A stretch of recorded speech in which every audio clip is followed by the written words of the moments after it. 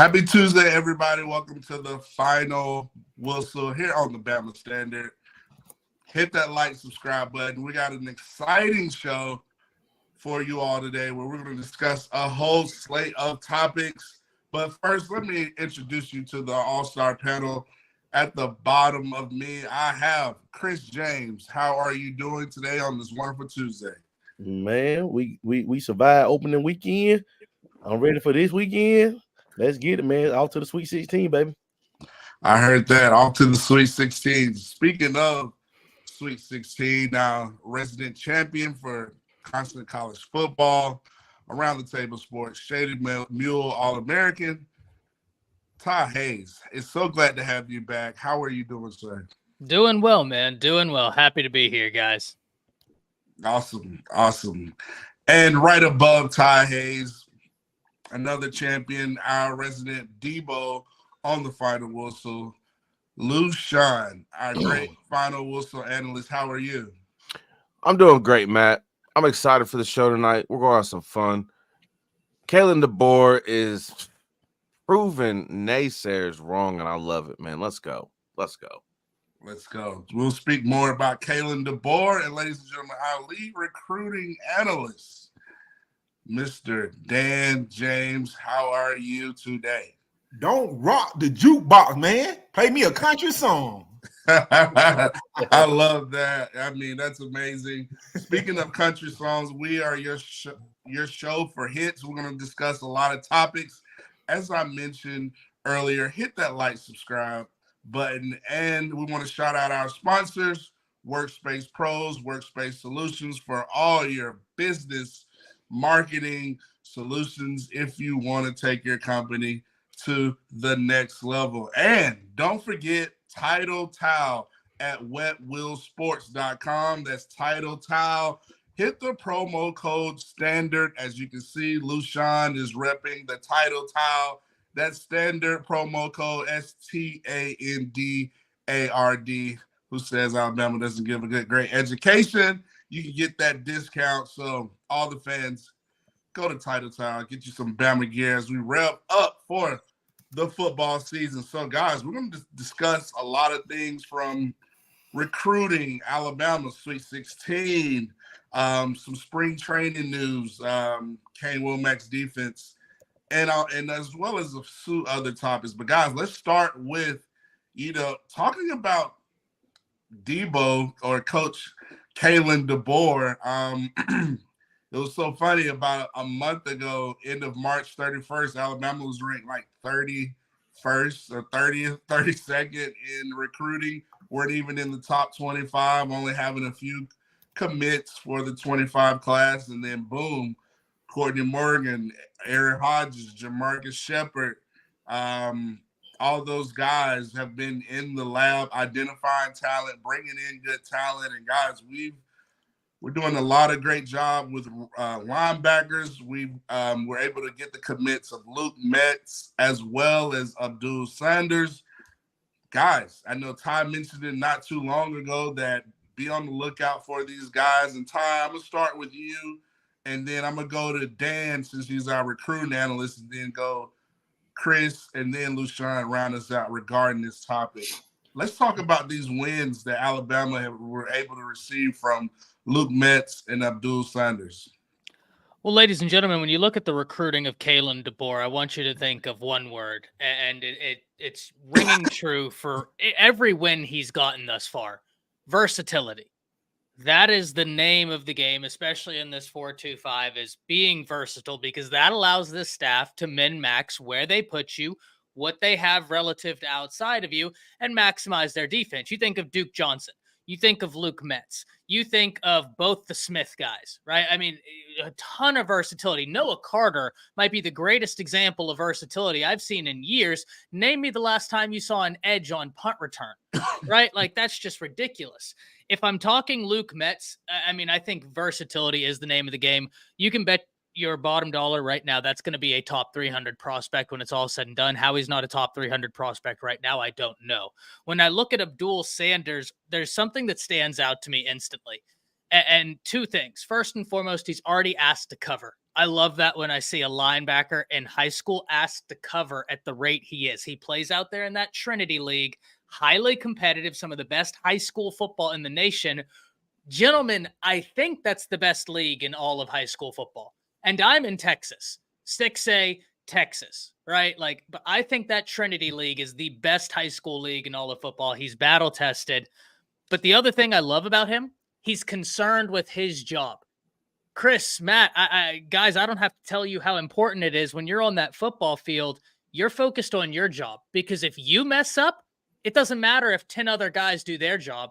The play could be done. It could be busted. It could be a touchdown. You name it.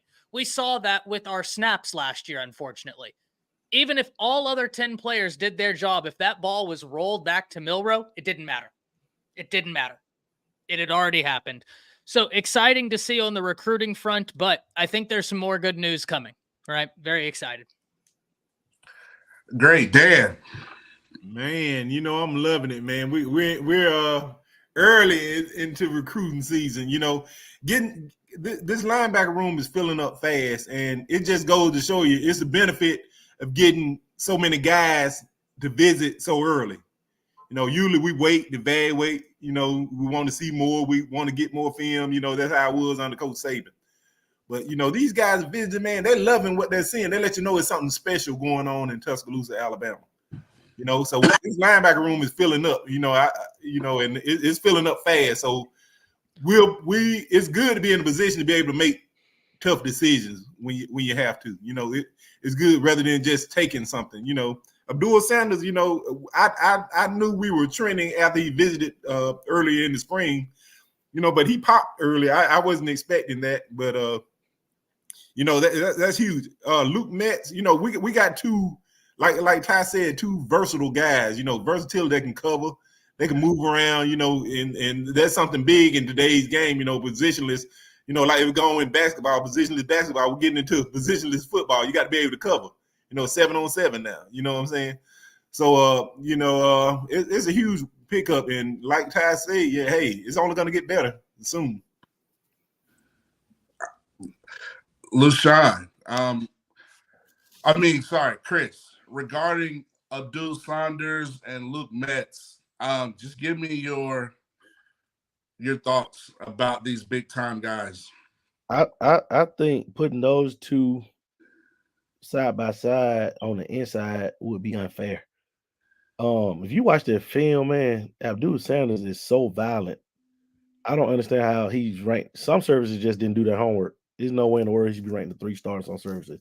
That's just doing injustice. Like that guy flies to the ball with bad intentions, and he's very physical. He kind of reminds me of CJ Mosley almost, just how athletic he is in pass coverage. But I kind of get like Dylan Moses before all the knee injuries from him. You remember how just a real kind of real athletic, looks like a strong safety, but big enough to play linebacker. He's one of those guys. And Luke Metz, man, he's a tackling machine, dude. If you want a teaching tape, put the tape on Luke Metz, man. He takes on blocks, he fills gaps, he attacks, like he's on a teaching tape, man. He's a fun kid to watch, man. He's not a flashy kid, but he gets it done. He's somebody that'll come in and be a multiple year starter and put up quiet numbers. One thing that I noticed about this linebacker room, the guys we're bringing in, isn't that they're just athletic, they're violent too. Like they hit you and you go back. It's been a while since we had a group of linebackers at Bama that'll hit you and you're going back, you know. So it's good to bring that type of mentality back to the inside linebacker room. But I think those two working hand in hand, man, that could be something special for years to come. I really like that analysis. LaShawn, I'm going to kind of answer your question differently. We discussed the talent of these guys. Give me, what are you kind of seeing from, this staff, how they're really going after, what type of kids they're going after, and do you have any player comps for Luke Metz and Abduall Sanders, whether NFL or at Bama? Give me your thoughts on those two questions. I really like that first question, Matt. I think that the coaching staff is targeting guys that just flat out love to play football. And I'm not talking about guys that, just, like going out there and being in the uniform. No, these dudes love the entire grind of what it is to be a football player. And it shows up on their film. I mean, listen to what all the guys on this panel have said. These guys are just decisive, they're quick, and they're calculating in their movements. And they're multifaceted athletes. They can do multiple things. And the thing that I find most impressive about both of these guys is their ball skills. Like, you see linebackers a lot of time, especially in high school, be able to make some plays, in the phase. But these two are not only making plays, they're a lot of time running the routes of the players they're guarding on defense. And that's impressive at a high school level to me, especially in the conferences and divisions they play at. But the second question, I would say Luke Metz, he's something different. Like I would say, like, closest that I could put it to, it would be like a hybrid between like a Luke Kuechly, the way he's able to just be everywhere he needs to be ahead of time and be able to make the play. But at the same time, he got a violence to him that's like, and it's a mean type of violence. And it's quiet, but it's mean. And that it's I'm struggling with the comparison I'm trying to get there. But Abduall Sanders, on the other hand, that dude just reminds me of a straight jack linebacker that just loves to flat out hit people. And he gets it done. Whether he's guarding a running back, a tight end, he's always physical. And that's something that has been missing in the inside linebacker room. Now, I think Campbell and Lawson helped bring that back, but to sustain that legacy, you need to bring in some heavy hitters. And that's what this linebacker room has done, because Kane Wommack is on it, man. I'm telling you what. It's going to be interesting to see these guys develop in the 4-2-5. I love that analysis. So, Dan, Ty, I'll pose this question to you. You think we're going to have any other potential? I know we have a lot of visitors coming in Tuscaloosa on Friday. Do you foresee in the foreseeable future any other type of recruits, maybe in the linebackers position or any other, I'm not going to say give me names, but any just potential positions or position groups you might see that we're really targeting with some guys? I'll give you two position groups. One, defensive back. Bama right now is currently pushing real hard for Dijon Lee. This is going to be an SEC battle. Bama versus Georgia. What more could you ask for? If you're a recruiting fanatic like all of us, like Dan and I are, listen, you want to win all the battles, but let's be honest. It's a little bit more entertaining when it's Bama, Ohio State, Georgia going after a cat, right? Because you're talking heavyweight recruiters. This is what it's all about. You're talking the best recruiters in the industry going after the best players in the industry. That's fun as can be for me. Two, offensive line. Now, guys, I don't know if I've had the opportunity to tell y'all this, but I got an interesting text by the same guy that texted me February 1st saying, hey, if y'all offer Luke Metz, he's yours. He loves y'all. Gentlemen, we hadn't even offered yet. This guy doesn't cover Alabama football. This guy covers an entirely different team. But he was telling me, hey, my team has been after Luke Metz. We really wanted him. Our head coach is a linebacker guy. And he wants to go with y'all. Same guy texts me this weekend and says, or last week and says, hey, man, y'all are doing Bama things on the trail without Nick Saban. Y'all are really moving the needle for a lot of linemen behind closed doors, some of which like some big names out there. Bama did a great job with the David Sanders. I'd watch that offensive line group because this same guy, the last time he texted me with some information, he was right on par.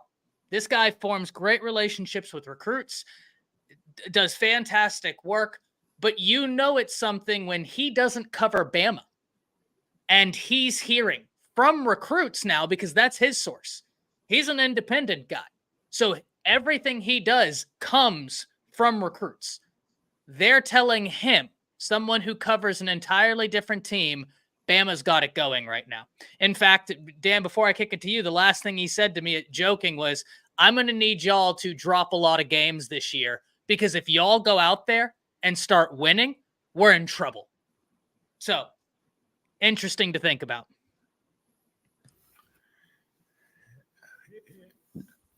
%100%, man. The echo on what you're saying, yeah. Bama's really moving the needle with a lot of recruits, and they're doing it early. This is early spring. We haven't really gotten into the summer evaluations. These are guys we're getting on campus in the spring. That we're blowing away with the visits. This is not a game day atmosphere. This is a spring visit. We're getting guys to watch practice. They're loving the atmosphere. Bama is still Bama. But a couple of names I watch out for, soon, especially with the linebacker room filling up so fast. One is Dawson Merritt, 4-star out of Kansas. Really like him. He's another guy you can move all over. That's one I watch closely. Daddy coaches for the Chiefs as well. Yes. And, a coach's kid, you can never go wrong with those, and another guy, I think he's on campus today, visiting today, a multi-day visit, and that's Josiah Sharma out of Folsom, California. 6'5", 300 pound D lineman out of Folsom, California. Impressive athlete, very athletic big man. He gets to attach the mesh point, very physical, good, violent with his hands, quick feet. I've seen people refer to him as a dancing bear. So that's another one I like to watch closely. Yeah. Chris. That Josiah Sherman guy, man, I think before the cycle's over with, he has a chance to end up either as a really high 4-star or a 5-star. He is that good. Like, guys that are that big don't have any business being able to move the way he moves.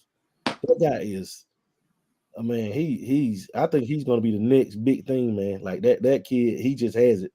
It oozes off of him. And another thing, what I noticed was, like, under Coach Saban, we had a lot of summer commitments. Like, we would start off slow. We were never in this position during the spring because he wanted to evaluate guys in camp. And we started to make our move late summer. But now, but now it's like Coach DeBoer is pulling the trigger early, and he's racking them up, man, which is scary because now it's like teams knew that they had until the summer to make their move before Nick Saban beat down. Because once Saban gets in, it's going to be it's a good chance it's going to be ball game. But DeBoer's not cutting no slack, man. He's on them early. And I like to see that personally. I like to go ahead and have that class out the way, or go ahead and, because I felt like a lot of times we'll get in on a kid a little late before we really press for them. So I like this method here of going ahead and getting them in and kind of solidifying that commitment from them. How many more linebackers you think we add to this class? Probably 1 or 2 inside. Probably another 1 more inside, maybe. That's a very fluid number. We don't know yet. Depends on other positions. Depends on a lot of different things. LaShawn, you want to round us out? You got more thoughts? Our recruiting staff is, Kalen DeBoer said it when he first came here. He's about relationships. And a lot of these recruiting ventures, he's building these relationships, which is only going to help us out in recruiting. Like, you've already seen it in the media. Abduall Sanders, he's out in the media showing love. His teammates are retweeting, oh, Bama. It's contagious. It's a flu. And it's getting all these recruits. And it's only going to continue. It's just getting started. Well, speaking of Bama, flu going to California, listen, Bama's still dancing in the NCAA tournament. We're going to the Sweet 16, going to play those Tar Heels in North Carolina. Guys, I'm gonna let the floor go to Chris. He's our kind of like unofficial GM, all sports guy, big time Celtics fan. Guys, let's talk about Bama. And Chris, Dan, I'm gonna let you all kind of really, Come on, Justin. Topic. Since I borrowed your white tee, come on, Justin. Give me my shirt back, Chris. We're brothers. Y'all look like twins. You know the funny thing about it, Dan was the high school basketball player. I stopped in 10th grade. Dan played all the way through. So Okay. he's actually the basketball guy. It's just that I'm just a little more fanatical when it comes to Alabama basketball. He's been on it since the Hollywood Robinson days. He's been on Alabama basketball way longer than I have. But it's just that I'm crazy. I'm crazy and outspoken about it. Like I like pimp slap somebody about Alabama basketball. I get into debates all the time. So Dan was watching back when they had only 3 channels, and if the president was on, your night was screwed. That's right. He was playing with a literal basket. How long you been watching like Hollywood? Like, how long you been watching Alabama basketball? Fox played, just one thing kept me out the pros. Just one thing. What was it? Talent. I hear you. Same. You crazy time. Hey, I remember Dan had height. those. Yeah, those me was talent, height, speed. 1, 2, Yeah. drive, Dan, accountability, Other than that, love. that was Dan played with. He did have a pro career playing with the semi-pro league with Jackie Moon in the Flint Tropics with Will Ferrell and Jackie Moon. So. I actually heard they traded away their washing machines to get Dan. Yeah, they did. They did. It's a solid deal. mm-hmm. Hey, Lou. but yeah, guys, man. But in all seriousness, though, man, I'm so proud of this team. I don't know, like I was worried about how they would respond after that Charleston game because I knew that Grand Kane was going to come in swinging, and the way that they were following us the first half and we weren't getting any calls. None. I was like, it was horrible. The officiating was absolutely horrible. They let them play on their end. They let them hack us and play physical. But as soon as we touched them, breathed on them, it was a foul. I think they shot 37 free throws to our 15 or so, but it was crazy. But just after the right sale went down, I was like, oh God, what are we gonna do? But man, those guys, Mark Sears, Diabate, Pringle, those guys stepped up, man. And I like our chances Thursday night against North Carolina, simply being that they know they can beat North Carolina. They did it last year. I know it's a different team, but some of the key players are back. But the thing about North Carolina is not a deep team. They play 7 to 8 guys, 8 most, 7 a lot of minutes. But outside of Baycott, they're not big. They're not a big team outside of Baycott. And I think he's gonna get his, get his. But we shut down Davis and Ingram, we're gonna win because North Carolina isn't a very great 3-point shooting team. They're a good team, but like what NC State did to them, I mean, you just got to go at them, man. And I like that matchup. I like that matchup way better than I like the us against UConn, us against Arizona.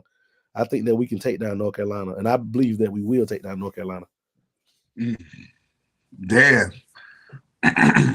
Man, how about the spark that Mohamed Diabate gave us during that game, man? Cause watching the game, man, it was like kind of like watching paint dry. I was like, oh man, I don't like the pace of this game for us, But luckily, they couldn't buy Grand Canyon couldn't buy a shot, from the outside, and we were able to capitalize. It showed we can win a grueling game, you know what I'm saying? But Mohamed Diabate showed, what we have to have a little length on the floor, especially on the perimeter, and a little physicality. But because the guy, I've got his name, the guy from Grand Canyon, man, he was taking it right to our goal. He was getting baskets at will, He just driving to the chest of our little guard, and there was nothing we could do about it. So that's something we're gonna have to start addressing. You know, we have to, you know, put some more length on the perimeter, you know, if we're going to have more success in advance for. But, you know, I said it earlier, you know, our ceiling is, you know, Sweet 16, Elite 8. You know, that's what I said before the season started. And, you know, I think we're realizing that. Justin, Mr. Rock. First of all, thank you for allowing the general manager of the final whistle here, the tribal chief, get your ones up. I say get your ones up, Matt and Chris. I got mine. I put mine up. Whoa. And Ty being the rebel. Acknowledge me, Ty. I'm just not very good at math. That's not being a rebel. It's just oh, okay. They didn't learn me any math here. I just want to let everybody know I'm not against people with disabilities. So please don't, cancel me for that. Well, that's why I'm here. That's living proof. I'm here. But man, what a tale of two different teams. Towards the end of the basketball season, you kind of wondered what Alabama team was going to show up in the postseason. It wasn't looking good. We were dropping games towards the end. We had that one final home stand. We were able to get out of our own way, win on senior day. But then we limp into the SEC tournament and just get ran off the court by Florida. So the prognosis going into the NCAA tournament just wasn't on the up and up. Then we see where we're seated and we see the path we have, and all of a sudden it looks a little bit more manageable, but we have to get out of our own way. Well, we played like Bama Friday night against Charleston. We did what we were supposed to do. We shot lights out the gym. And then my question was, as we just mentioned, which Bama team was going to show up? Would there be a lag? Would there be kind of a free fall? Because Grand Canyon was the darling, and that's who everybody wanted to win. The NCAA tournament is all about their Cinderellas and get them as far as they possibly go, drawing in the TV ratings. And Grand Canyon gave us a fight. Yeah, thankfully they couldn't hit a bucket for nothing. But we were able to fight, claw, scrap, and get past the referee's unwillingness to call fouls despite the WWE moves that they were placing on us. I think I saw one spear and a couple of RKOs, but apparently that doesn't constitute a foul. But I digress. We showed a lot of toughness. We showed a lot of resolve. And if you're able to overcome every obstacle and still win, no matter how ugly, that shows a lot of character in your team. In order for us to beat North Carolina, you already mentioned they're not a great shooting team. If Bama can shoot the lights out the gym like we know we're capable of, but not just that, we got to be great on both sides of the ball.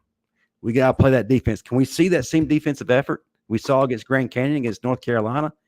If we can do that and shoot like nobody's business, then I like our odds. But like I said in the previous show, as we were kind of going over some things, Mark Sears, no doubt, best player in the country. But I need somebody to step up besides him and take that pressure off, because they're going to be guarding him. They're going to be putting all their focus and attention on him. Who is going to take the baton and say, you know what, guys, this is my night, and I'm going to lead you? Diabate started to show that a little bit. Man, heart beyond heart. Love what we saw for him. He took the team at the point we needed him the most, and he showed up. But we're going to need either Ryan Griffin or Wrightsell to start balling. Grant Nelson, quit fouling, man. Quit fouling. Quit being goofy. This is a game where we need you to be Dirk Nowitzki. The no questions here. We just need a full team effort. Ceiling, Final Four. Floor, we get blown out the building. So if we can beat Bama, we can get to the Final Four, but we got quite a formidable foe ahead of us. But they are beatable. Hey, and Grant Nelson had more fouls than he had points, rebounds, and assists combined. That's crazy. So, guys, I got a question. If we beat North Carolina, who will we play that Saturday, I believe? The winner of Clemson and Arizona, two teams we've already lost to this year. Okay. All right. Anybody else want to discuss this topic as we round it out, or I think we covered it all? Anything else, Chris? We just can't let Ingram and Davis get off. We watch that matchup. Who we put on Ingram? He's a pretty good player. We may have to put Diabate on if he can stay in front of him. But I feel like he's a little too heavier he's about 235, 6'7", 235. I think he may be a little big for Griffin. We may have to throw Diabate or throw Grant Nelson at him. But watch that matchup and watch the point guard matchup.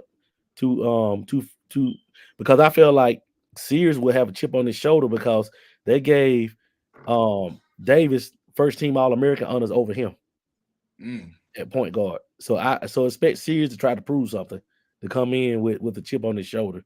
Watch that matchup and watch that matchup with England, because I think, like I said, I think Baycock's going to get his, but just by him, that won't be enough. He's going to need a sidekick to get off.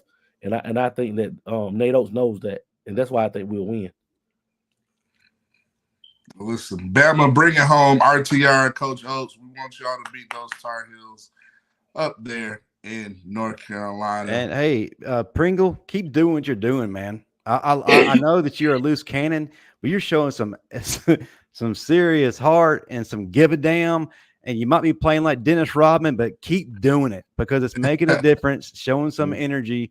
I love it. I love it what the kid's doing. Hey, if he gets a couple fouls here and there, so be it. But they ain't going to mess with him. They're not going to test him.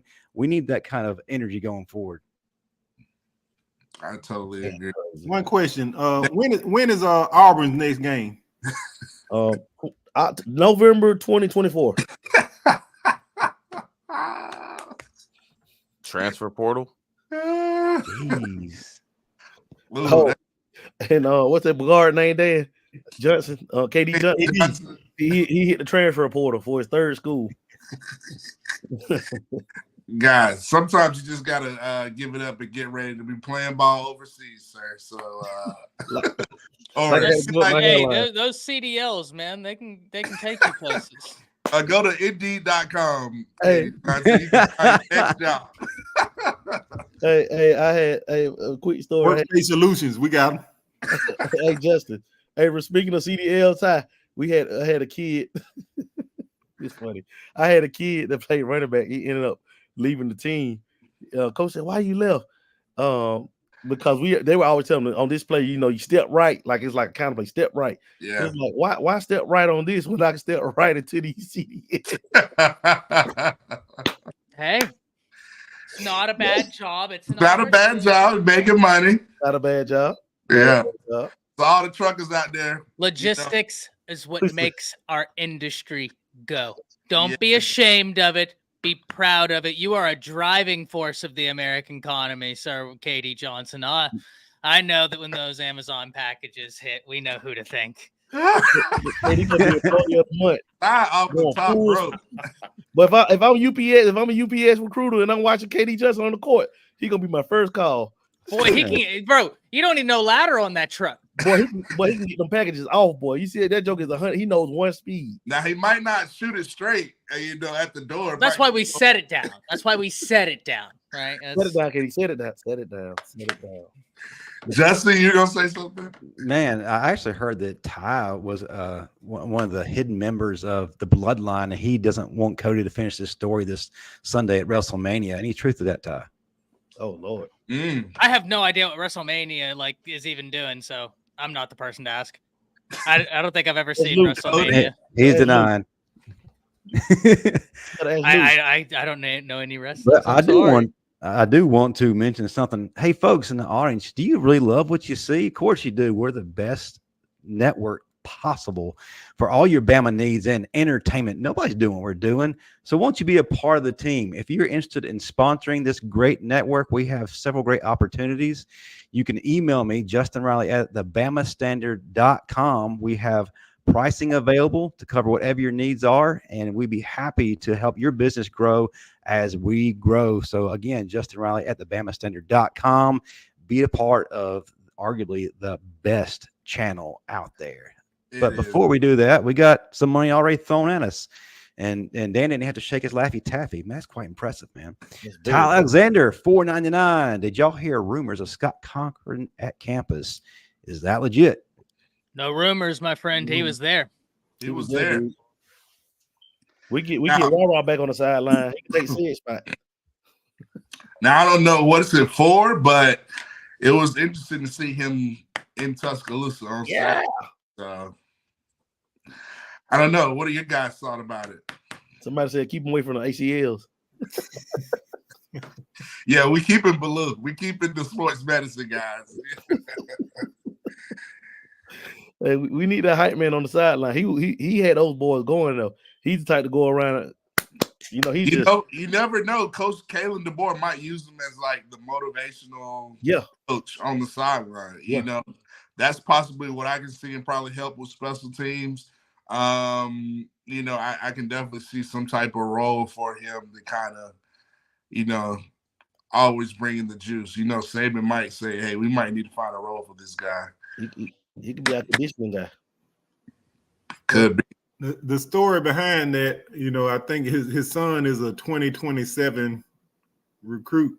I think, and he was visiting with him. That's what it was. More so, you know, plus catching up, you know, seeing the campus again. I'd love to have him back. No doubt. In some capacity. Yeah.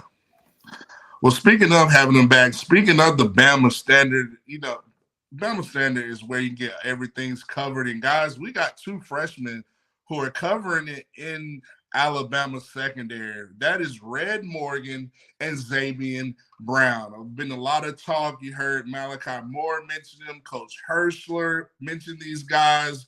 Kalen DeBoer, Wommack.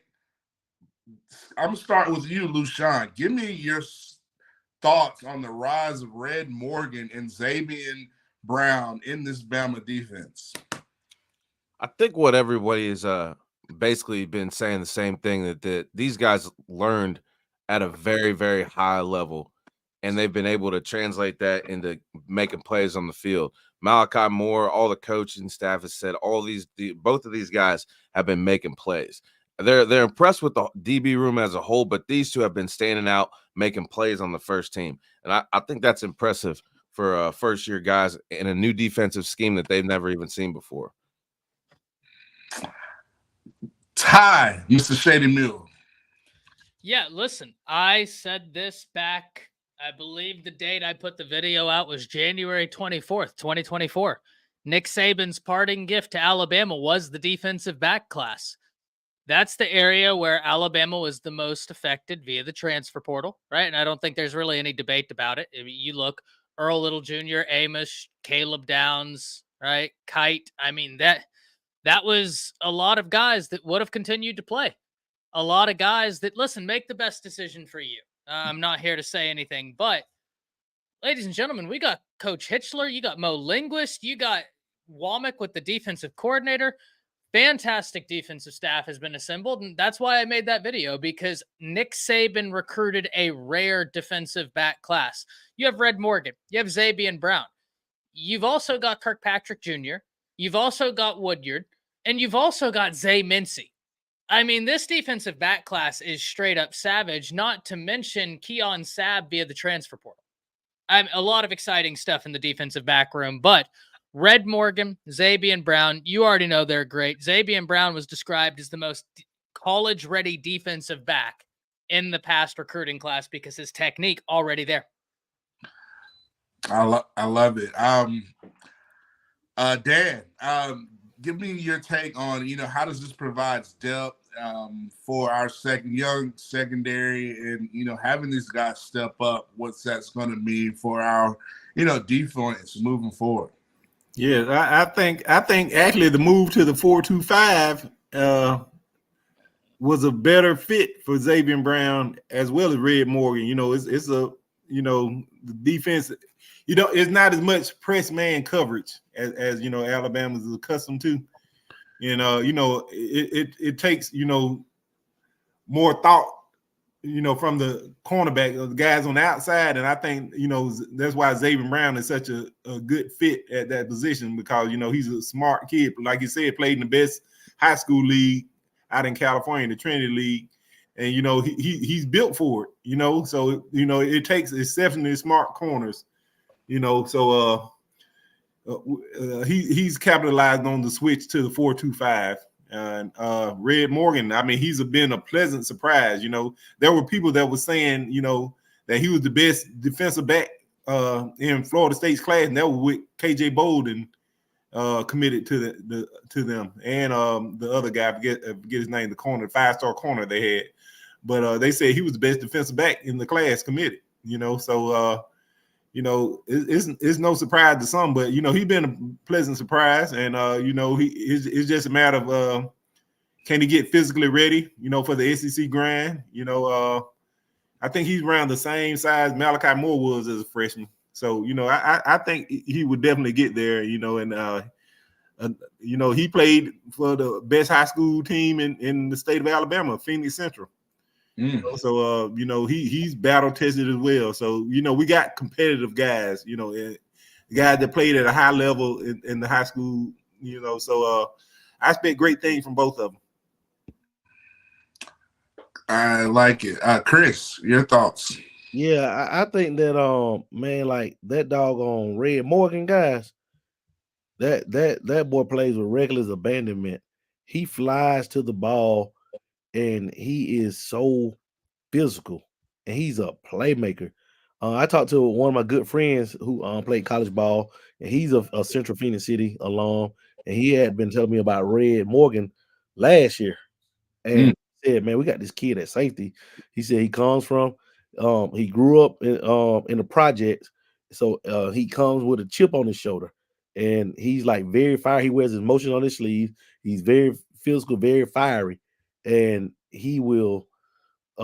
He's a football player. That's what he told me. He said he's a football player. When he committed to Bama, he called me, and I was like, and he said, "Watch his film." I turned on that film, man, and I've been a fan ever since. I said that kid's going to play early. Zabien Brown, he comes from one of the top high school programs in the country, if not the top high school program in the country, and to be a multi-year starter, and doing the things that he's done, he's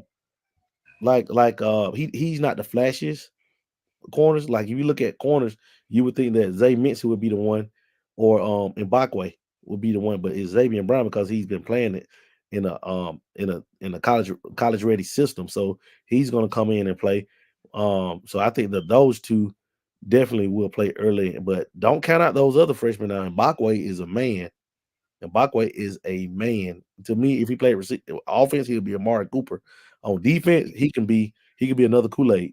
So, but faster. So, I think that he's one you have to put in there too. And Zay Mincy, with his length alone, he's so versatile. He could play any of the 5 DB spots.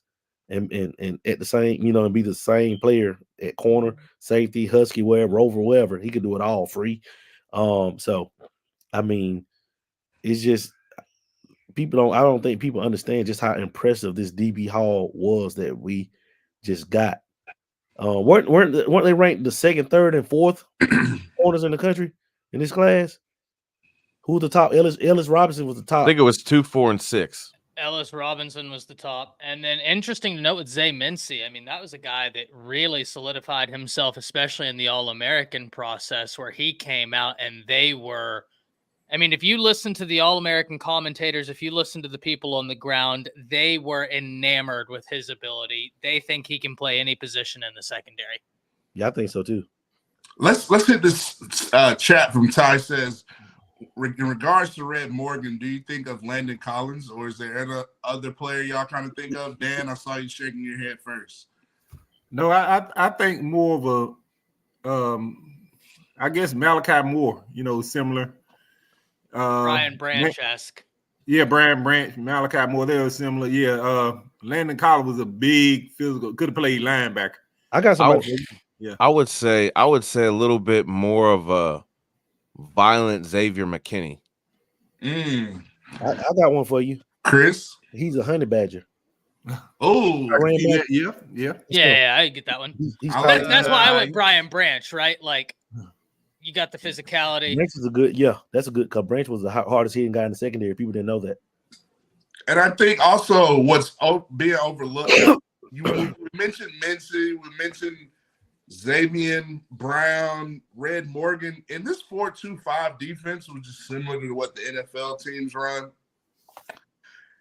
guys are going to be able to play multiple positions. They're going to be able to rotate, put different guys in different positions. And I think that's going to help generate depth, experience, and really challenge a lot of offenses regarding tendencies and what we might try to do. Anybody want to elaborate, Ty, Lushan, on being able to have multiple players play in different positions? Versatility is king.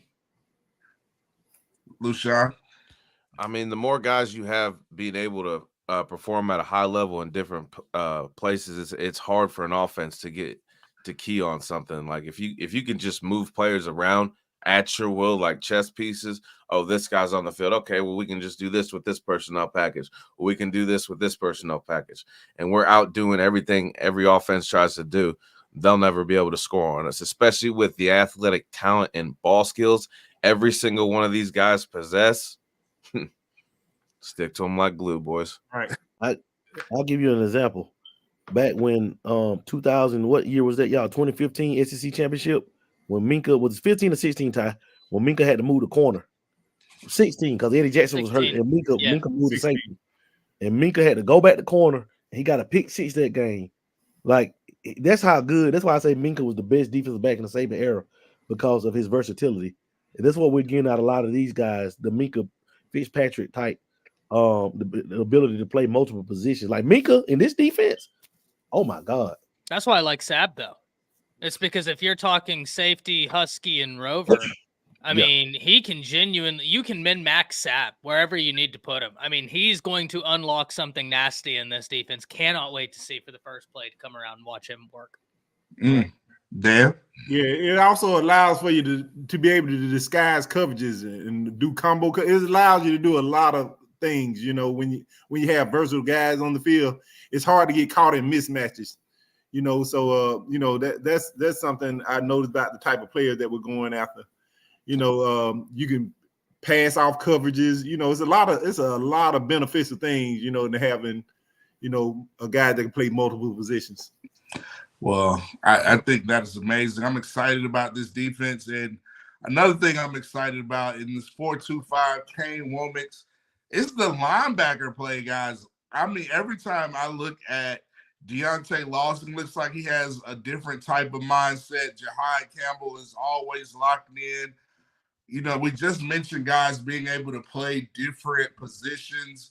What do you think what Kane's got cooking with the linebackers, especially let's start with Agent Zero, Lawson, and Jahai Campbell? Chris, I'll let you start this topic. Man, I think Campbell you'll see some Micah Parsons. Ooh. This will remind me, especially when at 11. I think you're gonna start seeing I think Campbell's gonna be the best linebacker in this upcoming draft, the most talented. I think both have a chance to go first round.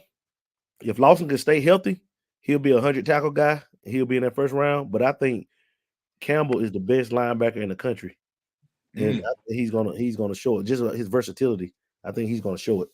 Came to Bama as a 5-star edge. That's true. Now he's an inside linebacker working, as is Jeremiah Alexander. Guys, I'm not joking. Versatility is the name of the game, not only for this defense, but this is why everybody asks me, am I worried about switching to the 4-2-5? No, because Saban recruited versatile guys, and it's reaping the benefits right now. And Keon Keeley. Yes. Van, we will be debuting at Rib Restaurant at 8 a.m. We will have a tent set up. You get a rib chicken plate for $5. Lushan, speaking of versatility, besides Chris and I's chicken and ribs restaurant, talk about other linebackers. Todd mentioned Jeremiah Alexander, kind of some guys that outside of Lawson and Campbell that you're excited to see that's versatile within this, 4-2-5 defense. I would have to say if we're going inside linebackers, it's got to be Justin Jefferson. I was excited when he transferred in, coming from where he came from. He's an exciting, explosive athlete, and in this defensive style, it fits his style of play perfectly. Now, if he can pick up the playbook and get on the field, that just goes more to build the depth, and then that takes pressure off our defense making these long runs that we're going to have to run, because this is the SEC. We do play grown men football, And, people get banged up. So it's nice to have depth, especially in the middle. And I think one name that you could look out for in the future, if we're still keeping on the inside linebackers, the young guys, I'd say Sterling Dixon and Justin Okonkwo. I know I just said his name wrong. Okonkwo. Yeah, Justin O. But those two are athletes, and like we said, multifaceted. These guys can do multiple things. I mean, Sterling Dixon was an edge guy, but he played in the middle. I mean, I'm pretty sure he led out the state of Alabama with like 170 some tackles his last year playing. I mean, what does that say? I mean, that's crazy. And the number one player coming from Germany, I mean, and just what they've been able to do in recruiting already in our inside linebacker room, it just spells just absolute chaos. And these dudes are fast and they're violent. And in the 4-2 defense, guys, they're gonna eat. Hey Lou, and think about it. I think you left out the best one. Who's gonna be the best one? I think it's Caden Jones. Oh yeah. I didn't leave him out. I was kind of going to get to him in a second because I was going in order of like people that train. Caden Jones is going to be a guy that's just going to once he figures it out, it's going to be because he's 6'4" right now, and he's still got room to grow. And he's longer than Jahad Campbell right now as a true freshman. Caught that interception for the pick six. Right. All-American game. Lucian, I need you to work on your German pronunciation, sir. I need you to channel your inner Arnold Schwarzenegger, the Austrian accents. It's Morocco. What the hell's wrong with you? Fine, get off my set. He did that a little too well. Justin is the best, man. At voices, man. That Joker. Hey, man, I had many lonely nights. I was a fat kid growing up. What do you mean by that? Hey, one day you got to do each one of us. What do you mean by that? If you tune in next week, you'll see it all. What do you mean by that? Hey Lou, what do you think I mean by that? I got a question for you, Lou. What's that? Wait. You see that power, guys? That's power right there. The general manager, guys. Tribal chief. Acknowledge me, Chris, in your Bill Cosby chair. But guys, there's I got a finger for you. You just wait. That's what she said. Anyway, there's a name that people are forgetting about that is making a lot of noise in practice right now. Sterling Dixon. He is a one-man wrecking crew right now, and they're having to start practice over because he just can't stop with the devastation. Keep an eye on what Sterling Dixon is going to do, and he may be on the field sooner rather than later. This is what an insider's telling me. What? You just took my question out of my mouth. I said Sterling. Sterling. Dan, close this out. Man, I'm not hurt by missing on DeMarcus Riddick, who I heard is struggling at Auburn right now. Ooh. Well, listen, all due respect to Riddick, right? And this is what I mean sometimes when it's just like sometimes people go elsewhere and it's simply for the best. I would much rather someone go somewhere else and that's where they're going to be happy rather than come to Alabama and then be a bump on the log for the team and then transfer out. You know what I mean? Like, I don't want to waste. If you want to be here, be here. But at the second where Riddick was saying, oh, winning isn't everything to me, I want to go have fun, that's where I knew, brother, this isn't the place for you, and that's perfectly okay. I'm happy you have somewhere that is for you because you're going to be happier in the long run like that. Now, this coaching staff can dedicate the resources to the people that do care about winning. Everybody wins. Right. But what's fun about Auburn? Now, I have no idea there. I can't answer that question for you. You got a Waffle House. Except for exiting sports seasons early. I mean, they're not really doing. They don't have long sports seasons, so. Hey, Lou. We were at a football camp at Auburn in high school. At a camp at Auburn, we decided we were gonna sneak out and to see what Auburn had to offer. Man, we walked out them dorms, man, got lost in the graveyard. We didn't see nothing but trees and cows. It was no city. No city life, though. We was like, man, what the world? Man, let's go to sleep. It was bad, dude. I was like, ain't no way in the world coming to this school. No way in the world. I don't see how they do it. Man, we know how Hugh does it. In the words of Harvey Updike and Marquise Mays, F them trees. So guys, we're gonna end on that note. Let's go around the cast and talk about how can you follow us. I'll start with me. Like I said, me and Chris follow us on A-Day. We got the chicken and ribs plate going on A-Day. No, but seriously, follow me, Matt Cadell, MCadell11. You follow me here on the Bama Standard, the Final Whistle. But in the meantime, tell a friend about the Final Whistle. Join the show. Let's talk about it. I think we bring you a lot of different, antics, entertainment, as well as X's and O's. But hey, instead of following me, just follow the show. We're glad to have you next week. Chris. Just follow me on Facebook at Chris K. James Sr., on Instagram at CKJ Senior 32, and on Twitter at Coach Chris James. That's how you find me. Y'all come and add me. Ty Hayes back from his stretching retreat. I know you're feeling a lot better, more limber, getting ready for the exciting spring season.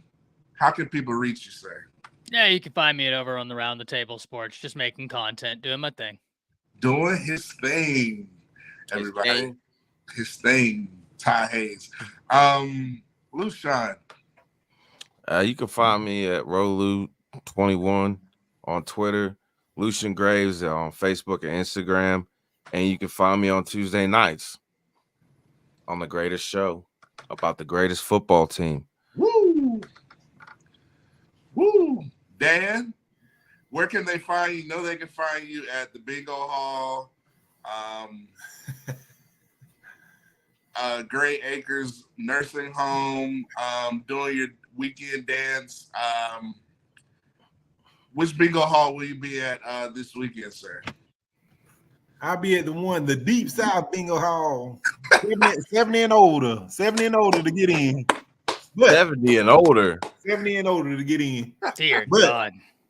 Listen, y'all catch me on Twitter, X, at the Final Whistle Dan. You find me on LinkedIn, Dan James IV. Find me on Instagram, Dan James IV. You catch me here every Tuesday night.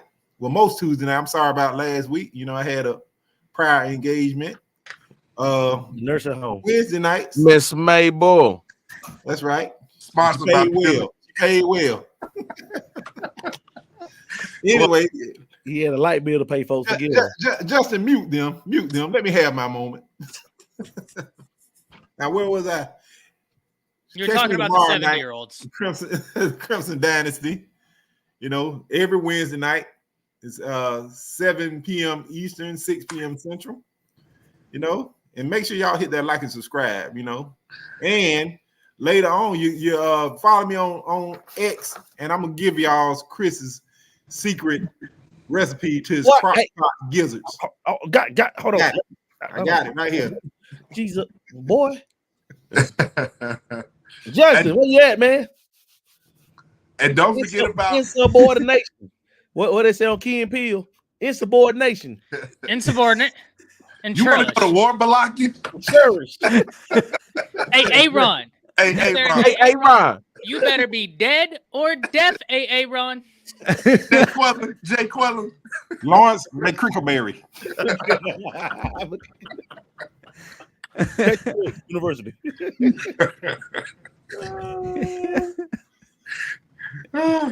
That's to the Key and Peele, folks. If you don't know about it, go and watch it. Go watch Key and Peele. And don't forget about tomorrow. So, CC's the Crimson Dynasty, as well as Teague's Take. A lot of great stuff on the Bama Standard. Listen, as Justin said, the Bama Standard is your number one spot for Bama content. You get all week's worth of great content. Justin, the floor is yours. Mr. Absolutely. Gentleman. Thank you, everybody, for being a part of arguably the number one Bama content channel there is. Where else can you find a finer cast? SNL can't keep up with this, guys. Just want to let y'all know that. And we the ones to get those ones up every single week. I remind everybody, Matt Caddell is in charge now. And we like to end on those 2 words, everybody. Roll Tide. Tide. Don't give a piss about nothing but the Don't give a piss about none but the tide.